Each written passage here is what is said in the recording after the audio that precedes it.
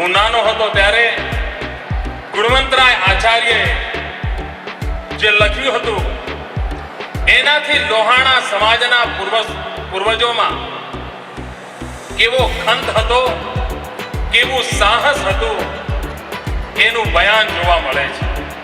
કદાચ વિશ્વભરમાં વસતા આજની પેઢીને એમના પૂર્વજોએ કેવા પરાક્રમ કર્યા હતા એની જાણકારી કદાચ નહીં હોય.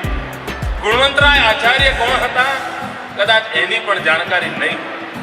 અને આ સમાજ સમર્થ સમાજ છે, સાહસિક સમાજ છે, ખંતીલો સમાજ છે.